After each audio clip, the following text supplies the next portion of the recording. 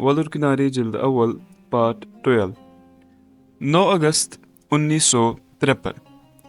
9 अगस्त मरहूम शेख मोहम्मद अब्दुल्ला बहैसियत वज़ीर आज़म जम्मू कश्मीर आराम के लिए गुलमर्ग गए थे। दरमियानी शब में उनको वज़ीर आज़म के मनसब से बरतरफ करके गिरफ्तार कर लिया गया। गिरफ्तारी के अहकामात सदर रियासत डॉक्टर किरण सिंह ने जारी किए थे। भारत के वज़ीर आज़म आंजहानी पंडित नेहरू की हिदायत के मुताबिक, जो मरहूम शेख साहब के 1947 से गहरे दोस्त थे। दोनों के दरमियान घरेलू ताल्लुकात थे और कोई ये अंदाज़ा नहीं कर सकता था कि नेहरू और शेख साहब के दरमियान इस हद तक ताल्लुकात ख़राब होंगे और बदएतिमादी की ये फिज़ा बनेगी कि आंजहानी पंडित जी बरस हा बरस की दोस्ती के रिश्ते को कच्चे धागे की तरह काट फेंकेंगे और मरहूम शेख साहब को गिरफ्तार करके आहानी सलाखों के पीछे धकेल देंगे। आंजहानी पंडित नेहरू को मरहूम की तकारीर से अंदाज़ा हो रहा था कि उनको 1947 में आंजहानी महाराजा हरी सिंह के मशरूत और नाम निहाद दोस्ताना इल्हाक की तायीद करने पर अब पछतावा हो रहा है और वो इस हिमालय जितनी बड़ी गलती की तलाफी करना चाहते हैं। आंजहानी पंडित नेहरू ने ज़ाती दोस्ती के बजाय अपने नेशनल इंटरेस्ट को तरजीह दी और घरेलू रिश्तों को बालाए ताक रखकर अपनी बालादस्ती का मुजाहिरा करते हुए मरहूम को बता दिया कि आपकी खुशफहमी के कले हवा में तामीर किए गए थे, उनकी कोई हैसियत नहीं है, उनको बिखरना ही था सो बिखर गए। मरहूम शेख साहब के दस्ते रास्त, जिन्होंने कुछ दिन पहले ये ऐलान कर दिया था कि मुसलमान के लिए 5 कलमों पर ईमान लाना ज़रूरी है, मेरे लिए उनके अलावा शेख साहब की क़यादत पर ईमान और एतमाद छठा कलमा है। यही शख्स मरहूम की जगह वज़ीर आज़म बनाए गए, यानी मरहूम बख्शी गुलाम मोहम्मद। सोपोर में हमारा स्कूल खुला था, अलबत्ता तलबा की एक छोटी टोली मरहूम गुलाम रसूल बच्चा की क़यादत में निकली और उन्होंने मरहूम शेख साहब की गिरफ्तारी के खिलाफ एहतजाज किया। लोगों की इस लाताल्लुकी इसकी बुनियादी वजह ये थी कि मरहूम शेख साहब के 1947 से लेकर अब तक के दौर इक़्तिदार के ज़ख्म अभी हरे थे, इसलिए मजमूई तौर लोगों ने राहत की सांस ली। मरहूम बख्शी गुलाम मोहम्मद ने लोगों को राहत पहुंचाने के फौरी इक़दामात किए। जगह जगह राशन डिपो खोले गए, ट्रांसपोर्ट का पहली बार इंतज़ाम किया गया। लोगों को बताया गया, पेट भर कर खाना खाओ, आलू खाने की नौबत नहीं आएगी। जैसा कि मरहूम शेख साहब ने कहा था कि लोगों को आलू खाने के लिए तैयार हो जाना चाहिए, जिससे ये अंदाज़ा लगाया जा रहा था कि वो भारत के जबरी कब्जे के खिलाफ बगावत का ऐलान करेंगे और कौम को उनका साथ देने के लिए तैयार रहना चाहिए और मुश्किलात का सामना करने के लिए कमर कस लेना चाहिए। लेकिन गुज़श्ता 7-8 साल के दौरे इक़्तिदार में उन्होंने जो मज़ालिम डाले थे, उन मज़ालिम ने डोगरा राज के मज़ालिम को भी मात कर दिया था। डोगरा राज का आखिरी महाराजा आंजहानी हरी सिंह डोगरा शाही जुल्म इस्तिबदाद की आखिरी निशानी थी, मगर मरहूम शेख साहब के ज़माने इक़्तिदार में नेशनल कॉन्फ्रेंस का हर एक हल्का प्रेसिडेंट हरी सिंह बन गया था और तानाशाही का दौर दौरा था। इस्लाम के लिए काम करने वालों और पाकिस्तान के साथ हमदर्दी का जज्बा रखने वालों को जुल्म सितम का निशाना बनाया जा रहा था। जेलों के दरवाजे खोल दिए गए थे। बकौली आंजहानी प्रेमनाथ बजाज 10,000 लोग गिरफ्तार कर लिए गए थे। वो खुद भी 3 साल के लिए पाबंदी सलासल कर दिए गए, क्योंकि उनके नज़दीक जम्मू कश्मीर की मुस्लिम अक्सरियती रियासत का भारत के फौजी कब्जे में देने का कोई आईनी और अखलाकी जवाज़ नहीं था। मरहूम शेख साहब के दौरे इक़्तिदार में पुलिस को बेपनाह इख्तियारात दे दिए गए थे। शकूक व शुबहात की बुनियाद पर लोगों को तशद्दुद और बर्बरियत का निशाना बनाया जा रहा था।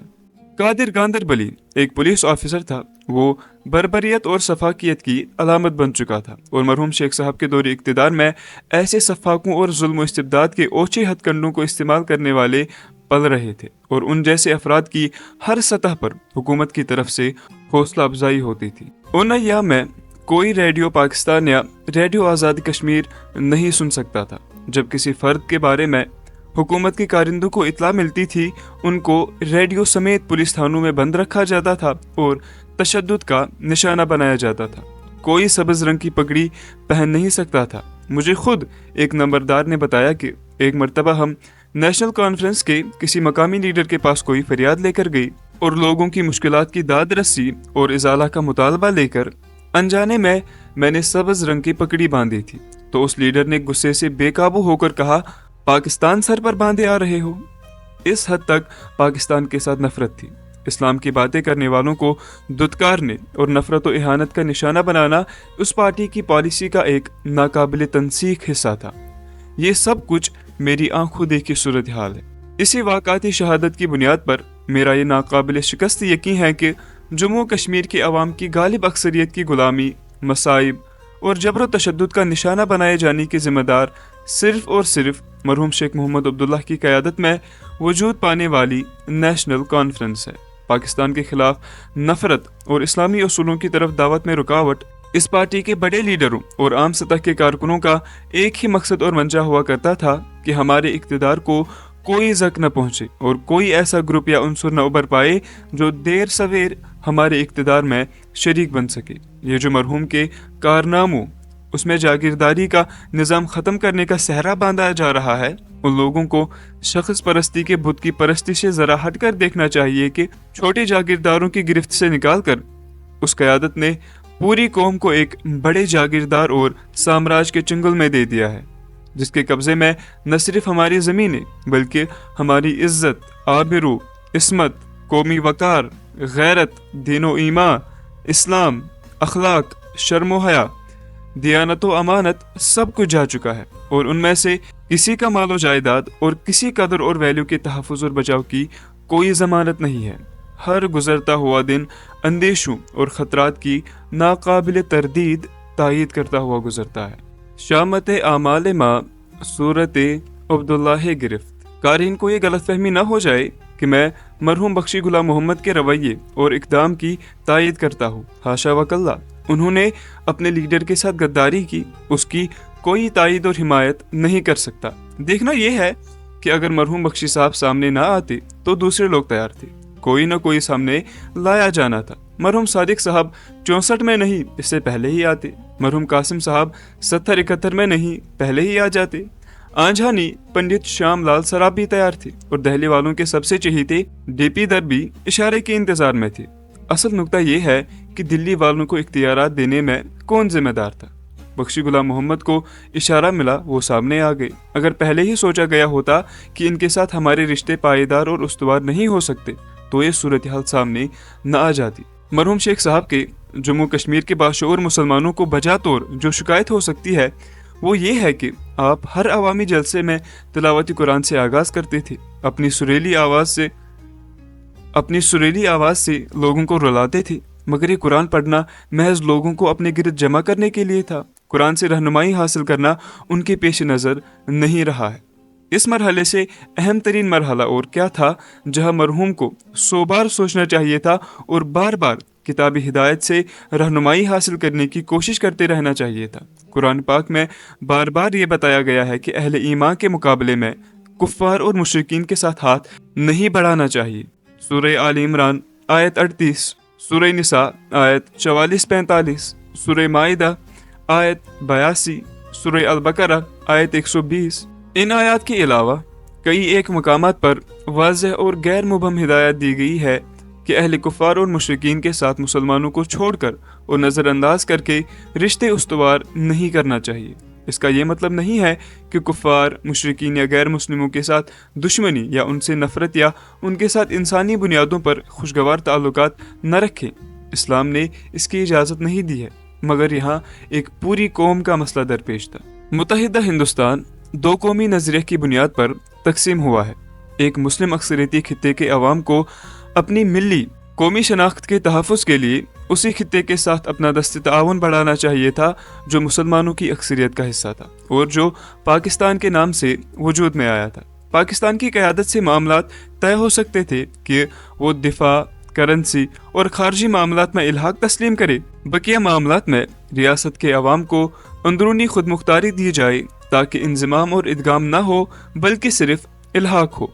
अगर ये रास्ता इख्तियार कर लिया गया होता, मैं पूरे एतमाद और वसूख के साथ कहूँगा कि भारत और पाकिस्तान के ताल्लुकात में कभी इतनी तलखी और नाखुशगवारी ना होती जो मसले कश्मीर की वजह से पैदा हो गई। न 48 की जंग होती, न 65 की और न ही 71 की जंग में भारत मशरकी पाकिस्तान में अपनी फौजें भेजकर बांग्लादेश बनाने में कलीदी किरदार अदा करता। मसले कश्मीर दरमियान में ना होता तो भारत और पाकिस्तान को असलहा की दौड़ में एक दूसरे से सबकत लेने की ज़रूरत न थी। मसले कश्मीर ना होता एटम बम बनाने की ज़रूरत भी ना पड़ती। मसले कश्मीर ना होता तो भारत को सोवियत यूनियन का हाशिया बरदार बनने की ज़रूरत ना थी और पाकिस्तान को अमेरिका की झोली में पड़ने की हाजत ना होती। सबसे बढ़कर जिस कौम को बेपनाह मसाइब और खूनीन मनाजिर का सामना करना पड़ा है वो जम्मू कश्मीर के मजलूम मुसलमान हैं। ये खित्ता दो हिस्सों में बट न गया होता। निसफ सदी से ज़ायद अरसे में इस कौम ने जिन हालात का सामना किया है वो हमारी तारीख का एक सियाह तरीन बाब है और दिलों को लर्जा देने वाले हालात हैं जो तारीख के सफ़ात पर रकम होकर रह गए। 9 अगस्त 1953 का ये वाक़या इसी पस मंज़र में देखा जाना चाहिए कि जिन लोगों पर एतमाद किया गया वो एतमाद के लायक नहीं थे, जैसा कि मरहूम ने खुद इस हकीकत का एतराफ़ किया है जिसका तज़किरा उन सफ़हात में अपने वक्त पर आएगा इंशाअल्लाह। मरहूम बख्शी गुलाम मोहम्मद ने मुराआत देकर कौम को सुलाना चाहा और असल मसले से उनकी तवज्जो हटाना उनका बुनियादी मिशन था। गुलाम कौम का हाकिम कौम को एक मंसूबाबंद पॉलिसी के तहत दिमाग से सोचने के बजाय पेट से सोचने का मिजाज बनाता है और यही मिजाज हमारी कौम का बनाया जाता रहा है। मगर भारत की गुलामी के दलदल में पूरी कौम को धकेलने की सारी जिम्मेदारी मरहूम शेख मोहम्मद अब्दुल्लाह पर आयद होती है। इसमें कोई शक व शुबा की गुंजाइश नहीं है। अगर वो आंजानी हरी सिंह के भारत के साथ हाथ मिलाने की तायद ना करते तो समझा जा सकता था कि एक महाराजा लोगों की मर्जी के खिलाफ फैसला कर रहा है। उसकी जवाजियत को इब्तिदाई अयाम से ही चैलेंज किया गया होता। फिर भारत की हुकूमत ने इस नाम निहाद आरजी और मशरूत इल्हाक के साथ जो शराइत वाबस्ता किए थे उनको भारत के शातिराना चालों के मालिक लीडरों ने कभी एक बहाने और कभी दूसरे बहाने टालने की पॉलिसी इख्तियार की। आलमी बरादरी ने भी चुप साध ली। पाकिस्तान ने जंगें भी लड़ी मगर भारत के पंजे इस्तिबदाद से वो मजलूम कश्मीरियों को आज़ाद न करा सका। मरहूम शेख मोहम्मद अब्दुल्लाह के इस किरदार को मजलूम कौम की नई नस्ल की अक्सरियत ने समझ लिया है। यही वजह है कि न तो मरहूम बख्शी गुलाम मोहम्मद की कब्र पर पहरा है न मरहूम सादिक की कब्र पर संतरी बिठा दिए गए हैं। मरहूम शेख मोहम्मद अब्दुल्लाह की संगे मरमर के मज़ार पर 24 घंटे मुसल्लह दस्तों का पहरा लगा होता है।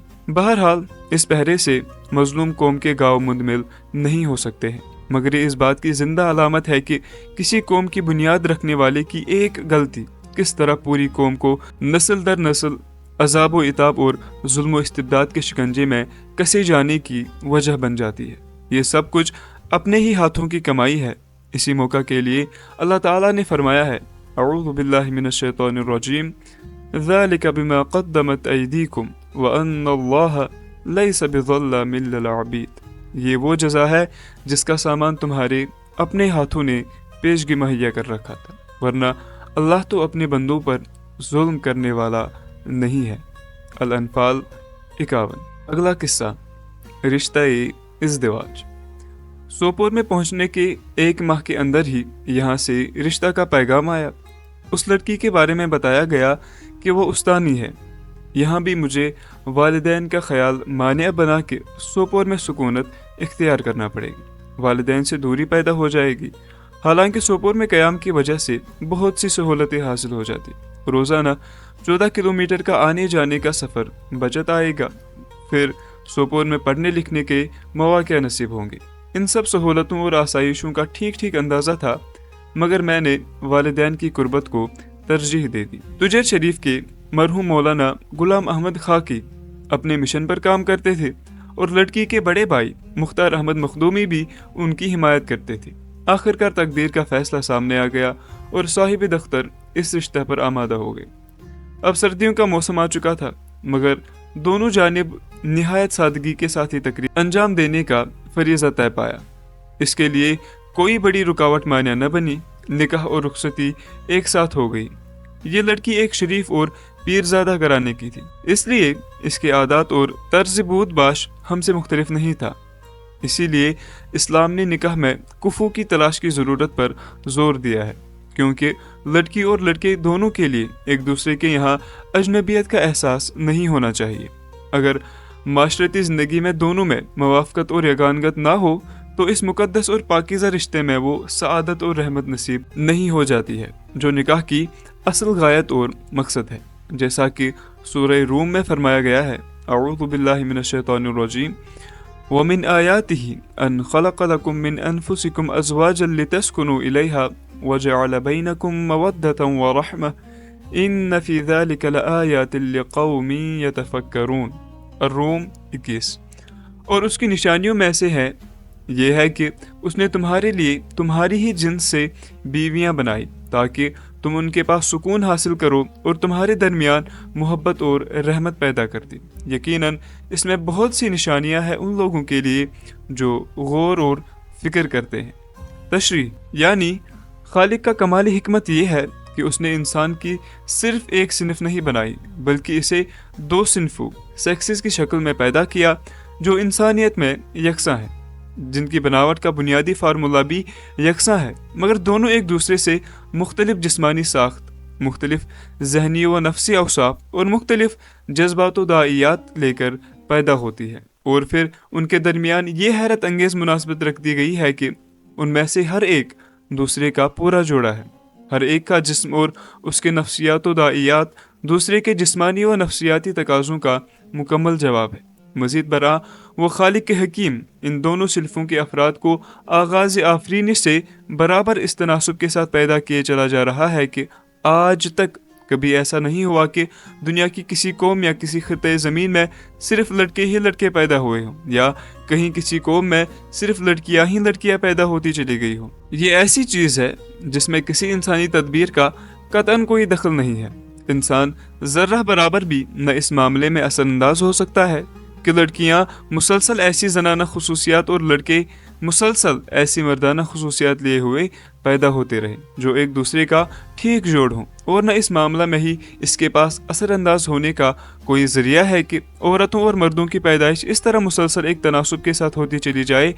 ہزار سال سے کروڑوں اور اربوں انسانوں کی پیدائش میں اس تدبیر و انتظام کا اتنے متناسب طریقے سے قیام جاری رہنا اتفاقاً بھی نہیں ہو سکتا، اور یہ بہت سے خداؤں کی مشترک تدبیر کا نتیجہ بھی نہیں ہو سکتا۔ یہ چیز صریحاً اس بات پر دلالت کر رہی ہے کہ ایک خالق حکیم اور ایک ہی خالق حکیم نے اپنی غالب حکمت و قدرت سے ابتدائی مرد اور عورت کا ایک معجزن ترین ڈیزائن بنایا، پھر اس بات کا انتظام کیا کہ اس ڈیزائن کے مطابق بے حد و حساب مرد اور بے حد و حساب عورتیں اپنی الگ الگ انفرادی خصوصیات لیے ہوئے دنیا بھر میں ایک تناسب کے ساتھ پیدا ہوں۔ یعنی یہ انتظام الٹپ نہیں ہو گیا ہے، بلکہ بنانے والے نے بالارادہ اس غرض کے لیے یہ انتظام کیا ہے کہ مرد اپنی فطرت کے تقاضے عورت کے پاس اور عورت اپنی فطرت کی مانگ مرد کے پاس پائے، اور دونوں ایک دوسرے سے وابستہ ہو کر ہی سکون و اطمینان حاصل کرے۔ یہی وہ حکیمانہ تدبیر ہے جسے خالق نے ایک طرف انسانی نسل کے برقرار رہنے کا اور دوسری طرف انسانی تہذیب و تمدن کو وجود میں لانے کا ذریعہ بنایا ہے۔ اگر یہ دونوں صنفیں محض الگ الگ ڈیزائنوں کے ساتھ پیدا کر دی جاتی اور ان میں وہ اضطراب نہ رکھ دیا جاتا تو جو ان کے باہمی اتصال و وابستگی کے بغیر مبدل بسکون نہیں ہو سکتا، تو انسانی نسل تو ممکن ہے بھیڑ بکریوں کی طرح چل جاتی، لیکن کسی تہذیب و تمدن کے وجود میں آنے کا کوئی امکان نہ تھا۔ تمام انواع حیوانی کے برعکس نوع انسانی میں تہذیب و تمدن کے رونما ہونے کا بنیادی سبب یہی ہے کہ خالق نے اپنی حکمت سے مرد اور عورت میں ایک دوسرے کے لیے وہ مانگ، وہ پیاس، وہ اضطراب کی کیفیت رکھ دی ہے جسے سکون میسر نہیں آتا جب تک وہ ایک دوسرے سے جڑ کر نہ رہے۔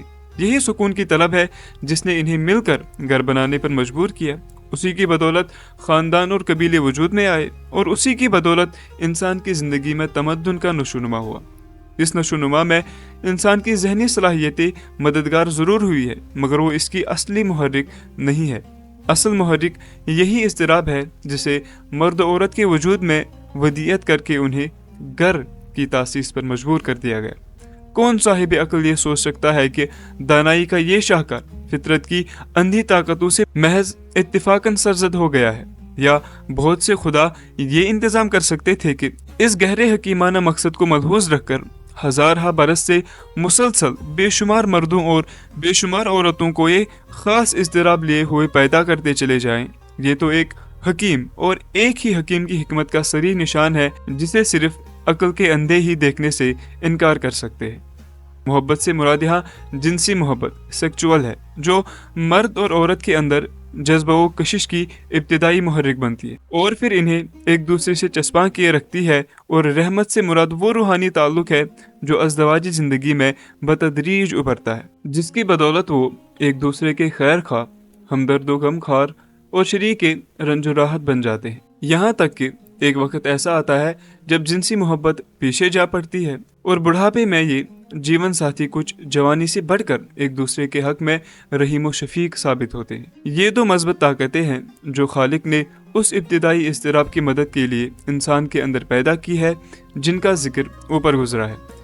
वो इज़्तिराब तो सिर्फ सुकून चाहता है और इसकी तलाश में मर्द और औरत को एक दूसरे की तरफ ले जाता है। इसके बाद ये दो ताकतें आगे बढ़कर उनके दरमियान मुस्तकिल रफ़ाकत का ऐसा रिश्ता जोड़ देती है जो दो अलग माहौलों में परवरिश पाए हुए अजनबियों को मिलाकर कुछ इस तरह पैवस्ता करता है कि उम्र भर वो ज़िंदगी के मझदार में अपनी कश्ती एक साथ खींचते रहते हैं। जाहिर है कि मोहब्बत और रहमत, जिसका तजुर्बा करोड़ों इंसानों को अपनी ज़िंदगी में हो रहा है, कोई मादी चीज़ नहीं है जो वज़न और पैमाइश में आ सके। न इंसानी जिस्म के अनासिरी तरकीबी में कहीं इसके सरचश्मे की निशानदही की जा सकती है, न किसी लेबॉर्ट्री में इसकी पैदाइश और इसके नशोनुमा के असबाब का खोज लगाया जा सकता है। इसकी कोई तवजीह इसके सिवा नहीं की जा सकती है कि एक खालिकी हकीम ने बिल इरादा एक मकसद के लिए पूरी मुनासबत के साथ उसे नफ्स इंसानी में वदियत कर दिया है। तफहीमुल कुरान जिल्द सोम सूरह रूम हाशिया 28। इस आयत में रिश्ते इज़्दिवाज की गायत और रूह को बयान कर दिया गया है कि दोनों एक दूसरे से सुकून हासिल करते हैं और फिर मवद्दत और रहमत के रिश्ते उस्तवार हो जाते हैं। दोनों एक दूसरे के लिबास की हैसियत इख्तियार कर देते हैं, जो बदन की हिफाजत, इंसान के वकार और शान व शौकत का सबब बनता है। जिस तरह लिबास के लिए इंसान की कोशिश होती है साफ सुथरा रहे, इस पर कोई दाग न पड़े, ये सातिर हो और अपनी माली हैसियत से कम ज्यादा न हो। इसी मानी में अल्लाह ताला ने अज़दवाजी रिश्ते के बारे में फरमाया है, हुन्ना लिबासुल लकुम व अंतुम लिबासुल लहुन। अल-बक़रा 187। वो तुम्हारे लिए लिबास है और तुम उनके लिए। यानी जिस तरह लिबास और जिस्म के दरमियान कोई पर्दा नहीं रह सकता, बल्कि दोनों का बाहमी ताल्लुक व इत्तिसाल बिल्कुल गैर मुनफक होता है, इसी तरह तुम्हारा और तुम्हारी बीवियों का ताल्लुक भी है। तफहीमुल कुरान जिल्द अव्वल। किसी इंसान के लिए ये मुमकिन नहीं है और न उसके बस की बात है कि वो इस रिश्ते को इससे बेहतरीन और दिल लगती मिसाल से लुभाए। ये अल्लाह कादिरुल कलाम की कुदरत और ताकत है कि उसने इस बेहतरीन मिसाल से मर्द और खातून के रिश्ते की असल नौइयत को समझाया है। तुजर शरीफ की ये लड़की सूरतन और सीरतन भी मिसाली किरदार की हामिल थी। नेक और सालेह फितरत, 5 वक्ता नमाज की पाबंदी और सबसे ज्यादा फर्मा बरदार और इताअतशार। मगर पहले ही दिन से उनको ये एहसास सता रहा था कि हम अपनी जाए रिहाइश से महरूम हैं और हमशीरा के अहल वयाल के लिए भी मुश्किलात का सबब बन रहे हैं। मेरी मौजूदगी में भी और मेरे बाद भी वो हर नमाज के बाद अल्लाह बरतर बुजुर्ग के दरबार में गिड़ कर रोती और अपनी मुश्किलात की इजाला की दुआएं मांगती रहती थी। मैं पूरे एतमाद और यकीन के साथ ये बात कहूँगा कि अल्लाह ताला ने उनकी दुआएं कबूल फरमाई और ऐसे असबाब पैदा किए जो हमारी तवक्कात और उम्मीदों से बहुत ज़्यादा थे। पहली सूरत ये बनी कि हमारे ननिहाल के रिश्ते में मरहूम सैयद गुलाम हसन शाह को मकान बनाने की मजबूरी पैदा हो गई और गाँव के बीच में से उनके मकान की अकब में सड़क के किनारे पर उनकी मिल्कियत में ज़मीन का एक रकबा था। वो उसको फ़रोख्त करना चाहते थे। अब हमारे बारे में उनको इल्म था कि हम मकान के लिए रकबे ज़मीन के सबसे ज़्यादा मोहताज हैं। उन्होंने हमारे साथ राबिता कायम किया कि आप इस रकबे में से पुरन के लिए 1 कनाल ज़मीन खरीद लें। मेरी मजबूरी भी और आपकी मजबूरी का भी हल निकल आएगा। इससे ज़्यादा और बरवक़्त उनकी मंशा और क्या हो सकती थी। अल्लाह ताला उनकी मगफिरत करे और जन्नत में उनके दर्जात बुलंद करे और इस खुलूस नीयत का उनको बहुत ज़्यादा अजर और मुआवजा अता करे। लेकिन हमारे लिए मुश्किल ये थी कि 100 रुपया जो उस 1 कनाल ज़मीन की कीमत थी हमारे पास नहीं था और न कहीं से कर्ज मिलने की कोई तवक्का थी। हमारी मोहल्ला की मस्जिद मीर साहब की कुर्बत में मरहूम ख्वाजा गुलाम कादिर गनाई रहते थे। हमारे यहाँ उनका आना जाना रहता था और समझ लीजिए कि उनको हमारे साथ बहुत ही मोहब्बत और अकीदत पैदा हो गई थी। उनको जब पता चला कि मरहूम हसन शाह 1 कनाल ज़मीन फ़रोख्त करना चाहता है कीमत का भी उनको इल्म हुआ। हमारी तरफ से किसी तलब और ख्वास्तगारी के बगैर वो एक रोज अलसबाह फिरन पहने हमारे घर आ गए और फिरन के दामन से बड़ी पोशीदगी और राजदाराना अंदाज में 100 रुपया निकाल कर मेरे हाथ में थमा दिया। सुभान अल्लाह, अल्लाहु अकबर। ये हमारे लिए अल्लाह की तरफ से इंसानी लिबास की शक्ल में फरिश्ता था, जिसने अपनी जगह महसूस किया कि ये मुहाजिर कुंबा हमारी मदद का मोहताज है, हमारी तलब के बगैर अज खुद अपनी इंसानी हमदर्दी और मुरव्वत का मुजाहिरा कर रहा है, जिसकी मिसालें बहुत कम देखी जा सकती है। अल्लाहुम्मा अग़फ़िर लहू, अल्लाहुम्मा अग़फ़िर लहू, अल्लाहुम्मा अग़फ़िर लहू या रब्बल आलमीन। इस नेक सीरत अपने बंदे को रहमत के साये में जगह दे, आमीन। गुलाम कादिर गनाई का जज्बे मुरव्वत और इस तरह अल्लाह की राह में खर्च के दाएं हाथ से देना कि बाएं हाथ को भी पता ना चले, इससे बढ़कर आपको कौन सी जिंदा मिसाल मिल सकती है। रसूलुल्लाह सल्लल्लाहु अलैहि वसल्लम के इस फरमान की तामील और अमल आवरी में खुद उन्होंने कहा, किसी से न कहिए, जब आपको वसअत दस्त हासिल हो जाए तो दे देना, वरना मैं वापसी का मुतालबा नहीं करूँगा। रफ़ीक़ हयात की आहोजारी भी निहायत खुलूस और दिल की गहराइयों से हो रही थी। अल्लाह ताला ने उनकी दुआएं कबूल फरमाई। मेरे अदीब फाजिल और मुंशी फाजिल की डिग्रियां हासिल करने के बाद स्पेशल ग्रेड के असातिज़ा के ज़ुमरे में शुमार होता था। अभी तक महकमा तालीम में तय्युनात होने के बाद सिर्फ 49 रुपये मुशाहरा पा रहा था, लेकिन केस ऑफिसरानी महकमा तालीम में ज़ेर गौर था, उसकी पैरवी हो रही थी। उसके लिए मुझे बड़े पापड़ पेलने पड़े। घर वाले उम्मीद लगाए बैठे थे कि किसी न किसी दिन हमारे मसाइब दूर हो जाएंगे। मुझे ज़ाती तौर इस सिलसिले में कितनी मुश्किलात का सामना करना पड़ रहा था, उसका उनको इल्म नहीं था। सोपोर में ड्यूटी के दौरान में ही मुझे दफातर की खाक छानना पड़ती थी। श्रीनगर में महकमा तालीम में करेरी पटन के सैयद शरीफुद्दीन बुखारी ऑफिस सुपरिटेंडेंट की हैसियत से काम कर रहे थे। मैं पैदल चलकर इतवार को करेरी पहुंचा। ये शायद उस बस्ती का मेरा पहला सफर था। मैंने दरियाफ्त किया कि शरीफुद्दीन साहब कहाँ सुकूनत पजीर हैं। एक आदमी मेरे साथ उनके दौलत कदा पर आ गया। शायद अक्टूबर का महीना था। वो बाहर सहन में धूप सेक रहे थे। मैंने तारुफ कराया। उन्होंने फौरन बाप लिया और कहा, हाँ, आपका केस हमारे दफ्तर में पड़ा है और उस पर कार्रवाई हो रही है। देर हो गई थी। उन्होंने ठहरने के लिए कहा। यह भी उनकी वसअत ज़र्फ़ी और जज्बे मुरव्वत का मुजाहिरा था। चुनांचे मैं रात भर उनके दौलत कदा पर ठहर गया। सुबह तक उनके साथ बातें भी हुई। तहरीक इस्लामी के बारे में, मुआशरती और मिलनी मसाइल के बारे में वो बड़े इल्म दोस्त थे और इन मसाइल के साथ गहरी दिलचस्पी भी रखते थे। दूसरे दिन रुखसत करते वक्त उन्होंने मुझे फिर यकीन दिलाया कि आप दफ्तर में आने की तकलीफ ना करें। आप स्पेशल ग्रेड का इस्तेहकाक रखते हैं। दफ्तरी तवालत में वक्त लगेगा, मगर केस इंशाअल्लाह आपके हक में तय होगा। उन्होंने ये बात भी कही कि हमारे दफ्तर से केस निकलकर एजी ऑफिस जाएगा, वहाँ इसको वक्त लगेगा। कोई जरिया हो तो वहाँ जाकर फॉलो करिएगा। उनकी मुलाकात से आस बन गई और अब मैं एजी ऑफिस में तलाश कर रहा हूँ कि कोई आशना मिल जाए। इस तलाश के साथ इस बात का भी इंतज़ार है कि महकमा तालीम से केस कब जाएगा। इंटरमीडिएट कॉलेज में हाई क्लासेस अलग हो गई थी और डिग्री कॉलेज खुल गया था। डिग्री क्लासेस नई बिल्डिंग में मुंतकिल हो गई थी और हम लोग वहाँ स्कूल में ही ड्यूटी दे रहे थे। यहाँ पंडित रामचंद्र रैना ऑफिस इंचार्ज थे। उनको भी मेरे केस के बारे में इल्म था और वो भी मुझे बार बार तसल्ली दे रहे थे कि आपका केस हल हो जाएगा, आप घबराएं नहीं, इत्मीनान रखें। देर सवेर आपको स्पेशल ग्रेड मिल जाएगा और जिस वक्त से आपने इसका इस्तेहकाक हासिल किया है उस वक्त से आपको इसका बेनिफिट मिलेगा। उनको ये भी मालूम था कि हम डोरों में मुहाजिरत की ज़िंदगी गुजारते हैं और अपना कोई मकान नहीं है। अलबत्ता ज़मीन का इंतज़ाम अल्लाह की मदद, मेहरबानी और एक नेक हमसाया की करम फरमाई से हो गया है। उनकी तमाम तर हमदर्दियाँ मेरे साथ थी। उनकी तसल्ली और इत्मीनान दिलाने से भी मेरा हौसला बढ़ रहा था और रफ़ीक़ हयात की पुरनम आँखों से हर नमाज के बाद दुआएं मेरा बहुत बड़ा सहारा और यकीनी कामिल का वसीला बन रहा था। हाई स्कूल सोपोर में मरहूम मोहम्मद इकबाल कीमा को तय्युनात कर दिया गया, जिनको शायद करनाह से तब्दील करके अपनी बस्ती में लाया गया था। वो भी तबन बड़े शरीफ थे। उनके दो बेटे महबूब और मकबूल इसी स्कूल में ज़ेर तालीम थे। सोपोर की हाई क्लासेस के तलबा के साथ मुझे बहुत ज़्यादा कल्बी लगाव था।